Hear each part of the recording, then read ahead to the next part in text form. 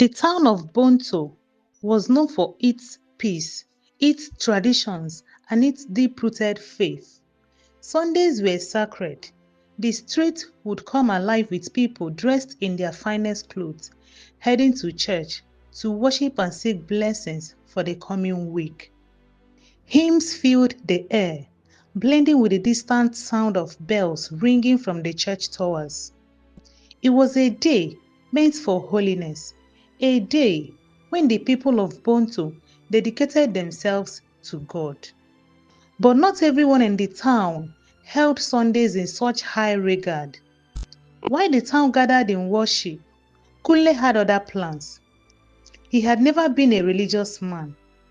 To him, Sundays were nothing more than a day to rest, enjoy himself, and indulge in pleasures that had nothing to do with God. This Sunday was no different. As the town was lost in prayer, Kunle was making his way toward the home of Alice, a married woman whose husband, Kofi, had traveled for business.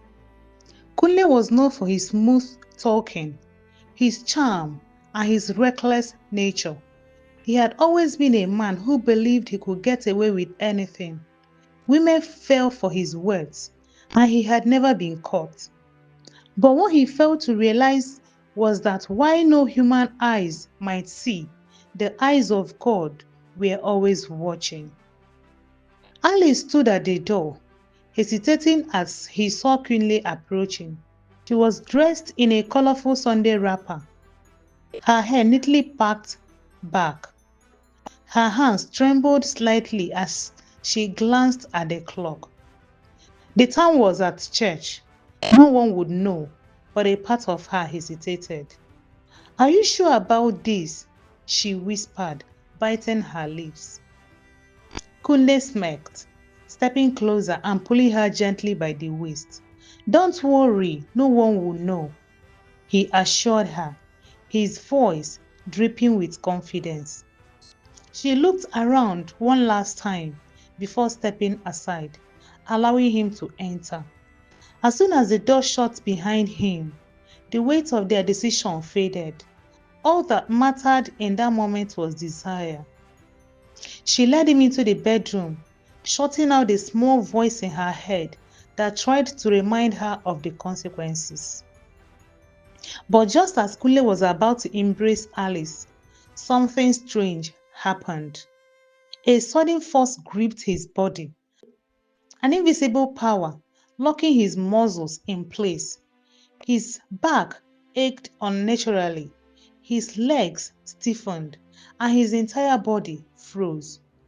He tried to move, he tried to speak, but he was completely paralyzed.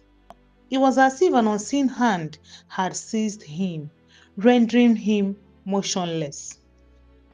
Alice gasped, feeling his weight grow heavy on top of her. "Kunle, get off me!" she cried, pushing at him, but he was like a stone, his face twisted in fear as he realized he could not move. His mind raced with panic. Alice struggled to free herself, her heart pounding as she finally managed to slide out from under him. She scrambled away, breathing heavily, eyes wide with terror. "Help! Somebody help me!" she screamed, running out of the bedroom in a frenzy. The townspeople were returning from church when they heard the desperate cries. Neighbors rushed towards the house, concern etched on their faces. Within minutes, a crowd had gathered, murmuring in confusion as Alice pointed toward the bedroom, shaking uncontrollably. A few men stepped inside, and what they saw left them speechless. There lay Kunle, frozen in a humiliating position, unable to move. His eyes darted around wildly, but his body remained completely still. "You see your life now?"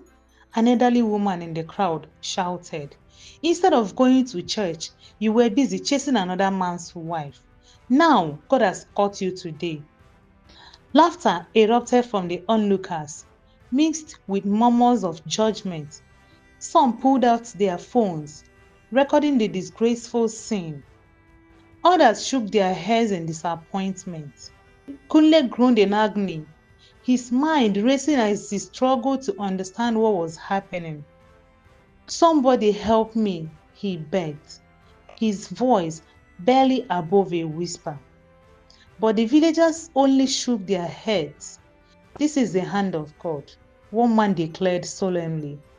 "You thought you could hide your sins, but nothing is hidden from the Almighty." Then, just when the commotion had reached its peak, a car pulled up in front of the house. Kofi, Alice's husband, had returned earlier than expected. He stepped out with a suitcase, a smile on his face, eager to reunite with his wife. As he noticed the gathered crowd and heard the murmurs, his expression shifted from joy to confusion. "What is going on here?" he asked, his voice firm. The people stepped aside, revealing Alice, shaking and half-dressed, and Kunle still frozen in his disgrace. Kofi's smile vanished instantly. His hands curled into fists. His breathing grew heavy, and realization hit him like a thunderbolt. "What is this?" he roared. Alice collapsed to her knees, sobbing uncontrollably. "I don't know what happened. I swear, I don't know," she wailed, but the evidence was clear before him. Kofi turned his gaze to Kunle, his body trembling with anger. "You had the audacity to enter my home, to defile my wife?"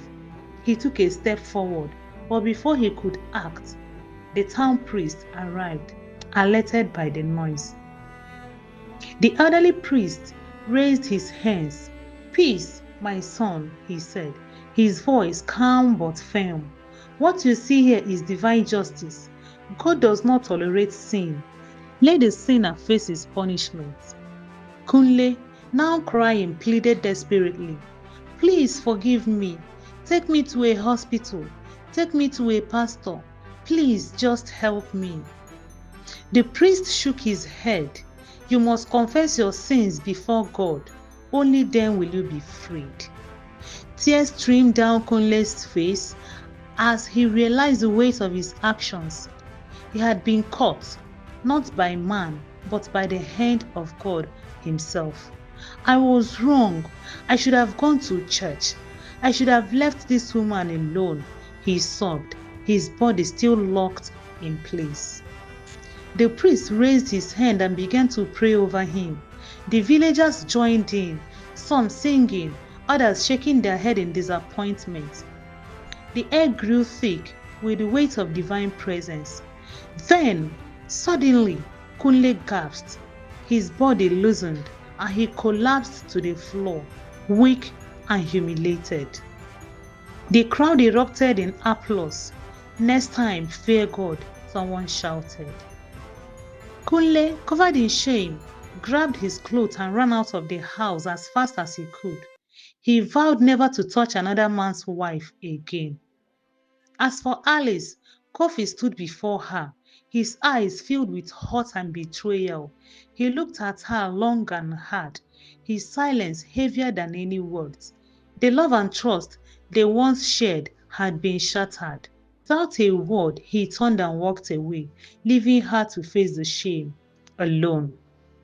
Alice cried bitterly, realizing she had destroyed her marriage and reputation in one foolish act. The town of Bonto would never forget what happened that day, and neither would she. From that day on, the story of Kunle and Alice became a lesson for everyone in the village. Sin may seem hidden, but nothing escapes the eyes of God. When you choose deceit over righteousness, the consequences will come, sometimes in way you never imagined. Thank you for watching. See you in my next story. Bye.